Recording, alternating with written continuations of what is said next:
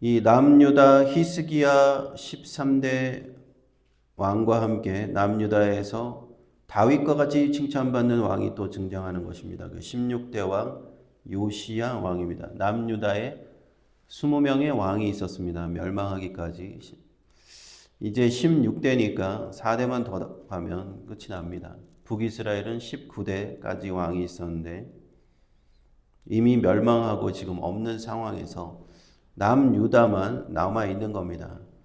이스라엘이 두 개로 쪼개져서 북이스라엘과 남유다로 쪼개졌을 때 북이스라엘은 10지파, 남유다는 2지파 이렇게 나눠진 겁니다. 남유다는 이제 유다와 베냐민 2지파만 남아 있는데 히스기야의 증손자 요시야가 16대 왕이 돼서 이제 다윗과 같이 칭찬받는 왕으로 성경에서 소개되고 있습니다. 그 시대에는 우리가 선지서에서 잘 알고 있는 선지자들이 활동하던 때입니다. 예레미야, 나훔, 하박국, 스바냐 이 선지자도 이때에 요시야 왕 때에 활동을 하면서 하나님의 말씀을 전했습니다. 이 요시야의 통치 기간은 대략적으로 BC 640년에서 609년 무렵으로 학자들은 보고 있고요. 요시야가 왕위에 올랐을 때는 아주 어린아이였죠. 8살이었습니다. 8살이 무엇을 알겠습니까? 그런데 그때 그가 어렸을 때부터 하나님께 좀 열심을 내는 그런 왕으로 하나 기록이 되어 있는 겁니다. 31년 동안 유다의 왕이 되는데요. 요시야가 이 유다의 왕으로 자리하고 있을 때 국제 정세가 이제 많이 변하기 시작합니다. 아수르가 이제 쇠퇴하기 시작하는데 BC 627년에 아수르의 왕 아수르 바니팔이라고 하는 왕이 사망을 하고 그 아수르가 그 권력 투쟁 가운데 들어가면서 혼돈 상태에 들어가니까 바벨론이 강대국으로 성장을 하게 됩니다. 바벨론과 또 다른 왕국이었던 메데라고 하는 왕국이 동맹을 해서 아수르를 압박하기 시작하는데 나중에 이제 아수르가 애굽하고 또 동맹을 합니다. 이렇게 해서 서로 대항을 해왔는데 결국에는 전쟁에서 바벨론이 이겨요. 바벨론이 이기고 BC 612년에 아수르의 수도 니느웨를 함락하고 결국에는 BC 609년에 아수르가 멸망합니다. 그 강대국이었던 아수르가 바벨론에 멸망하는 그때가 딱 이 요시야의 통치 기간과 정확하게 일치하는 겁니다. 그런 상황에서 이제 아직까지는 그래도 바벨론이 남유다까지는 진출하지 않는데 이제 얼마 남지 않은 것이죠. 한 30년 정도 남았을까요? 그 정도 시기밖에는 이제 남지 않았습니다. 그때 이제 요시야가 조상의 하나님 다윗의 하나님을 찾기 시작했다라고 성경은 기록하고 있습니다. 역대하에도 이런 기록이 나오는데 자기의 조상들 특히 그 자기의 아버지와 할아버지 므낫세와 암몬 시대에 수많은 우상들을 섬겼잖아요. 그래서 유래를 찾기 힘들 정도의 악한 왕들을 있었는데 그들이 섬겼던 수많은 산당들과 아세라 목상과 여러 우상들을 제거하는 일을 요시야가 행합니다. 그리고 이제 본격적으로 요시야가 왕이 된 지 18해가 되었을 때 18년이 되었을 때 이제 요시야가 본격적으로 이 신앙 계획을 시작합니다. 먼저는 이제 성전을 수리하기 시작해요. 신앙기억에서 항상 보면은 먼저 등장하는 것이 낡고 오래된 성전을 수리하는 것부터 시작합니다. 왜 그랬을까 이제 생각해 보면 정답이 나오죠. 그동안 하도 우상을 숭배하다 보니까 성전이 낡았는데도 그냥 방치하고 있는 거예요. 성전을 중요하게 생각하지 않으니까요. 하나님의 성전 안에다가 우상의 제단을 드리고 온갖 우상 종교, 이방 우상들을 섬기는데 열심을 내다 보니까 이 성전이 낡아도 그대로 방치하고 있었는데 요시야 왕은 이때 성전을 수리하는 것에서부터, 부서진 성전을 수리하도록 시키는 것에부터 개혁을 시작합니다. 그런데 하나님께서 역사하셔서 8절에 보면 대제사장 hil기야가 내가 여호와의 전에서 율법책을 발견했다 이렇게 얘기합니다.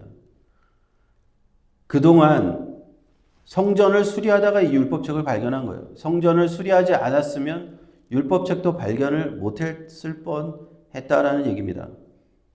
이스라엘 백성들이 이 당시에는 율법책이 어디 있었는지도 몰랐다는 얘기예요. 그것이 얼마나 안타까운 일인지 모릅니다. 하나님의 그 율법책, 특히 이때는 모세 오경을 얘기하는 것인데, 하나님의 말씀을 왕도 몰랐고 백성들도 몰랐고 그들이 책이 어디 있는지조차도 몰랐다는 얘기입니다. 수십 년 이상을 우상 종교를 섬기다 보니까 아무도 율법책을 찾지 않고 아무도 성경을 읽지 않았기 때문에 이런 일이 생긴 겁니다.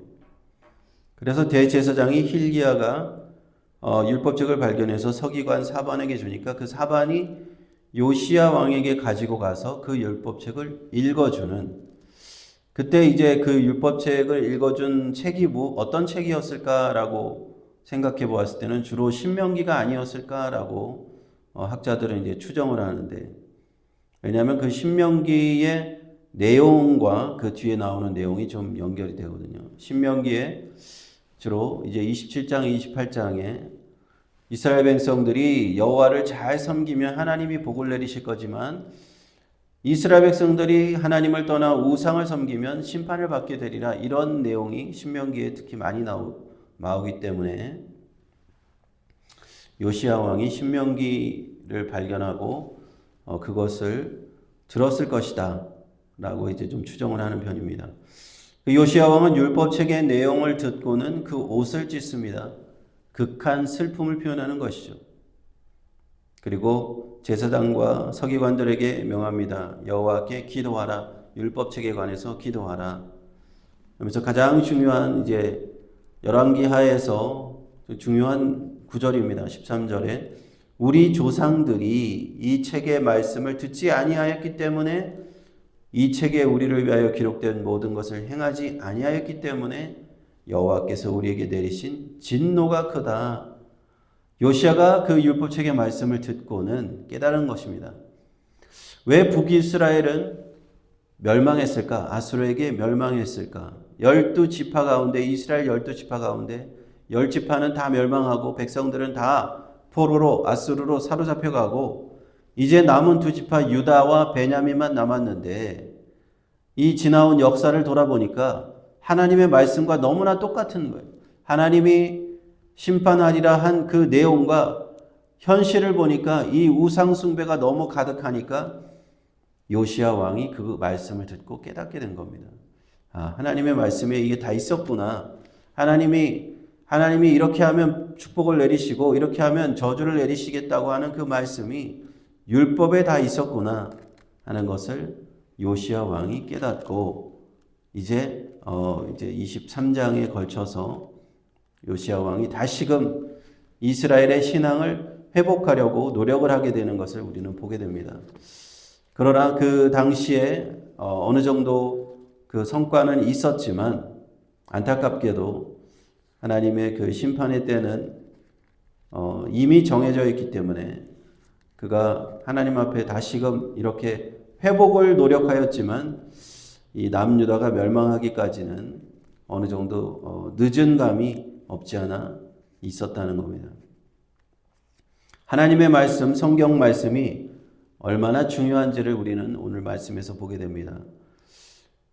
우리가 구약 성경에서 하나님은 율법책을 너와 내 자손의 입에서 떠나지 말게 하고 항상 그 말씀을 가르치라고 말씀했습니다. 그런데 이스라엘 백성들은 열왕기하 이때 요시야 왕 때에 보면 그 말씀과는 다르게 살았다는 것을 알 수가 있죠. 하나님의 율법책을 자녀들에게 계속 가르치고 너희들도 계속 그것을 하나님의 말씀을 읽으면서 살아야 된다라고 했는데 이 율법책이 아예 없는 거예요. 없습니다. 성전을 수리하다가 겨우 하나 발견한 겁니다. 그 정도로 하나님의 말씀이 없어진 시대가 되어버렸다 하는 겁니다.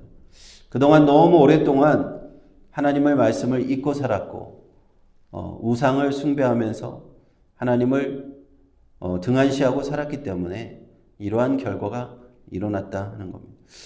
우리가 하나님의 말씀인 구약 성경과 신약 성경을 이렇게 주셨는데 우리가 이 세상에서 살면서 가장 우리 신앙을 깊이 하기 위한 책은 다른 책이 아닙니다.